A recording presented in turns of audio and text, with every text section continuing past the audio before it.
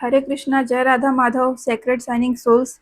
यदि आपको बार बार ऐसा महसूस हुआ है कि सामने वाला व्यक्ति आपसे कुछ छुपा रहा है, उसकी बातें और उसके एक्शंस आपस में मैच नहीं कर रहे हैं और आपके मन में एक सवाल घूम रहा है, आखिर सच कब तक आपके सामने आएगा, तो आज की रीडिंग आपके लिए बहुत ही पावरफुल है। कार्ड्स की एनर्जी बता रही है कि जिस झूठ को बहुत ही समझदारी से, बहुत ही चालाकी से छुपाया गया था, वही झूठ अब अपने ही सबूत को छोड़ने वाला है। आपको हर चीज़ ढूँढने के लिए लड़ना नहीं पड़ेगा। समय और परिस्थितियाँ खुद ही उस व्यक्ति की सच्चाई आपके सामने लेकर के आएँगी। याद रखिए, झूठ के पैर नहीं होते, लेकिन सच की चाल बहुत दूर तक जाती है। तो देखते हैं कि इतने समय से आपसे क्या छुपाया गया था। तो सबसे पहले एनर्जी आई है 7 ऑफ पेंटिकल्स की, और 7 ऑफ पेंटिकल्स बता रहा है कि यह कोई एक दिन का झूठ नहीं है। ऐसा लगता है कि सामने वाले व्यक्ति ने अ, काफ़ी समय से सिचुएशन मैनेज करने की कोशिश की है आपके साथ। शायद अपनी इंटेंशंस को छुपाया है, अपनी प्रायोरिटीज़ को, और किसी दूसरे सिचुएशन में किए जा रहे इन्वेस्टमेंट को, इमोशनल, फाइनेंशियल, टाइम का इन्वेस्टमेंट हो, जैसा भी इन्वेस्टमेंट हो, उसके बारे में आपको सच्चाई नहीं बताई गई है, आपको अंधेरे में रखने की कोशिश की गई है और अंधेरे में आपको रखा गया है। हो सकता है कि आपके व्यक्ति ने आपसे कहा हो कि अभी सिचुएशन ठीक नहीं है, मुझे थोड़ा टाइम दे दो, मैं अपनी ओर से बहुत कोशिश कर रहा हूँ। और अगर आपने प्रश्न उठाने की कोशिश की होगी, तो आपको रोक दिया होगा ऐसा बोल कर के कि कुछ भी ऐसा नहीं है, तुम गलत सोच रहे हो। ये मेल फीमेल दोनों के लिए रीडिंग है, तो आप अपने जेंडर के हिसाब से लीजिएगा। लेकिन अंदर से चीज़ें वैसी नहीं थी जैसा कि आपको दिखाया जा रहा था। यहाँ एक बात और भी स्ट्रांगली आती है कि आपने इस कनेक्शन या सिचुएशन में पेशेंस रखा, वेट किया, लेकिन सामने वाले ने इसका बहुत ही फ़ायदा उठाकर आपसे अधूरी बातें बताई। आपने चांसेस दिए और आपके व्यक्ति ने इन चांसेस को बिल्कुल एक हथियार की तरह आपके खिलाफ ही यूज़ किया। तो नेक्स्ट एनर्जी आई है जजमेंट की। अब सच की घंटी बजने वाली है। तो अब आता है जजमेंट का कार्ड, और इस रीडिंग का सबसे बड़ा ये टर्निंग पॉइंट है। जजमेंट का कार्ड बता रहा है कि कोई पुरानी बात, कोई पुराना मामला फिर से उठेगा। किसी का पुराना स्टेटमेंट सामने आ सकता है, पुराना मैसेज सामने आ सकता है, या फिर कोई पुराने पहले किसी तरह से कोई प्रॉमिस की गई हो, इस तरह की बात सामने आ सकती है, या फिर सामने वाले व्यक्ति की कोई ऐसी बात आपके सामने आएगी जो कंट्राडिक्ट करेगी उसके ही बात को, और वो व्यक्ति अपनी बात को आपसे एक्सप्लेन नहीं कर पाएगा, स्पष्ट नहीं कर पाएगा।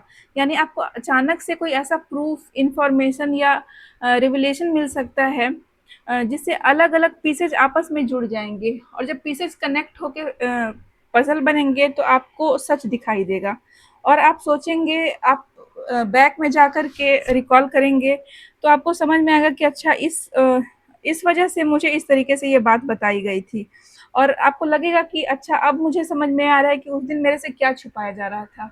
तो आप पीछे की बातों को सोच करके डॉट कनेक्ट करने की कोशिश करेंगे और आपको काफ़ी कुछ समझ में आने लगेगा। सबसे इम्पोर्टेंट बात ये है कि यह एक्सपोज़र केवल आपके शक की वजह से नहीं होगा, उस व्यक्ति की अपनी बातों और एक्शंस में विरोधाभास दिखेगा, मैच नहीं करेंगे। उसके जो काम वो करेगा और जो वो अपनी बातें कहेगा, दोनों मेल नहीं खाएँगी, एक बिल्कुल मिसमैच रहेंगी, और यही उसके झूठ को खोल के रख देगा। अगली एनर्जी आई है 6 ऑफ पेंटिकल्स की। तो ये कार्ड बता रहा है कि इस रिश्ते में गिव एंड टेक बराबर नहीं था। आपने शायद इस रिश्ते में अपने इमोशंस बहुत इन्वेस्ट किए, ट्रस्ट किया, सपोर्ट दिया, अपनी ओर से टाइम दिया सामने वाले को कि सुधर जाए, अपनी ओर से लॉयल्टी दी, लेकिन सामने वाले ने अपनी ओर से कुछ भी नहीं दिया, बस वो फ़ायदा उठाता रहा। यहाँ एक धोखे का रूप ये भी हो सकता है कि आपको हर बार प्रॉमिस की गई, लेकिन व्यवहार में कुछ अलग ही दिखाया गया, कुछ अलग ही व्यवहार से जताया गया। किसी व्यक्ति को कुछ और बताया गया और आपके सामने झूठ बताया गया।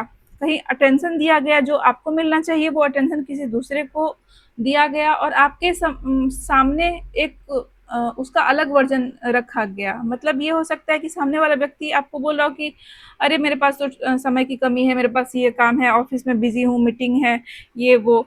तो सामने वाला व्यक्ति अपने फ़ायदे के हिसाब से अलग-अलग लोगों को अलग-अलग कहानी बता रहा था और अपने हिसाब से सब कुछ चलाने की कोशिश कर रहा था और यही इम्बैलेंस आगे चलकर एक्सपोज़ होने वाला है। अगर यह रीडिंग आपको रेजोनेट कर रही है तो अभी वीडियो को लाइक करें, शेयर करें और चैनल को सब्सक्राइब करके बेल आइकन पे क्लिक करिए, क्योंकि ऐसी रीडिंग्स में कभी-कभी एक छोटी-सी बात आपके लिए बहुत बड़ा क्लैरिटी पॉइंट बन जाती है, क्योंकि वो छू जाती है हमारे दिल को। अगली एनर्जी 9 ऑफ सॉर्ड्स का है और इस कार्ड की एनर्जी बहुत ही इंटरेस्टिंग है। ये बॉटम ऑफ द डेक है।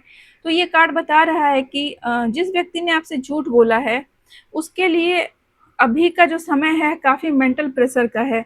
उसको गिल्ट है, पछतावा भी है और डर भी है आपको खोने का, रिश्ते खराब हो जाने का आपके साथ, क्योंकि आपके जैसा व्यक्ति तो इसे मिल नहीं सकता ना। आप ईमानदारी से रिश्ते को निभा रहे हैं, सब कुछ कर रहे हैं रिश्ते में, इसको तो कुछ करना है नहीं और भरोसा कर रहे हैं आप, बिल्कुल इसके लिए समर्पित हैं। तो इसको आपको खोने का डर, रिश्ते के खराब होने का डर भी है एक साइड में। और इसको समझ में आ रहा है कि जैसे इसने नेगेटिव कर्म जो आपके साथ गलत व्यवहार किया है, बातें छुपाई हैं, झूठ-फरेब किया है, धोखा दिया है, उसकी कॉन्सिक्वेंसेज़ जब सामने आएँगी तो ये क्या करेगा? तो ये बहुत घबराया हुआ है अभी। वो बाहर से भले ही बहुत शांत नॉर्मल दिखने की कोशिश कर रहा होगा, लेकिन अंदर से उसको ये डर सताता रहेगा हमेशा कि उसने जो झूठ बोला है कहीं वो आपके सामने किसी तरीके से ना आ जाए। तो जैसे-जैसे फिर सच सामने आएगा तो उसकी चिंता और ज़्यादा बढ़ सकती है, क्योंकि झूठ बहुत सारी छोटी-छोटी बातों पर बनाया जाता है। और जब एक बार एक उसका रेशा निकलता है ना, तो पूरा सच उभर के सामने आ जाता है। कहते हैं ना कि एक अगर मिल गया कुछ तो उसको खींचते ही सब कुछ खुल जाता है। तो वैसे ही इसको डर है कि कहीं जो छोटी-छोटी झूठी बातें इसने आपको बना करके बता करके अपने कैप्चर में रखा है, कहीं उसका भेद ना खुल जाए। और ये व्यक्ति लगातार उसको बचाने अपनी स्थिति को सेफ रखने के लिए आपसे झूठ भी बोल रहा है और अपने झूठ की वजह से खुद के ही जाल में ये फंसता जा रहा है। आपकी एनर्जी में किंग ऑफ वेंट्स की एनर्जी आई है और ये बहुत ही पावरफुल कार्ड है। आपको विक्टिम बनकर बैठने की ज़रूरत नहीं है। आप में कॉन्फिडेंस वापस आ रहा है और आपको अब एहसास भी होगा, आपकी आत्मा आपसे कहेगी कि आपको झूठ के पीछे भागकर अपनी अपनी वैल्यू को प्रूव नहीं करना है। आपको दूसरे को इतना ज़्यादा इम्पोर्टेंस नहीं देना है, इतना वैल्यू नहीं करना है कि आप खुद की वैल्यू और खुद की पहचान को ही भूल जाएँ।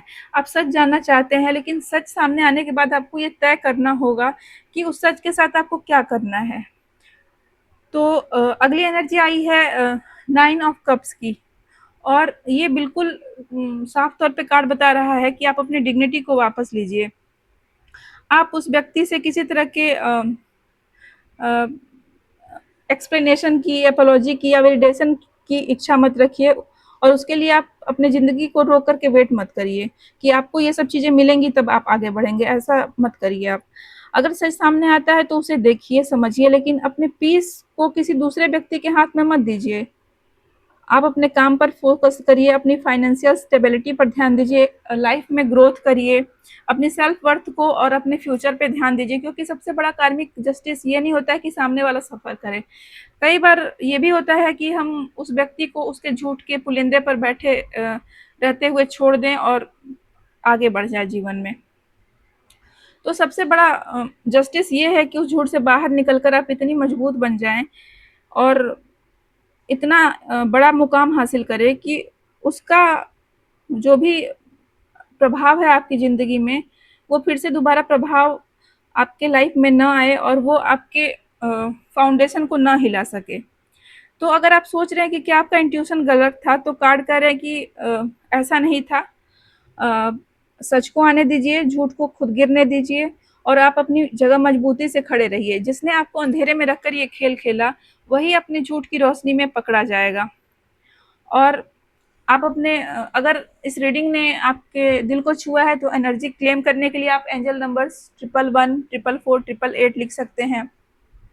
आप justice, clarity, truth, self worth से भी अपने एनर्जी को क्लेम कर सकते हैं।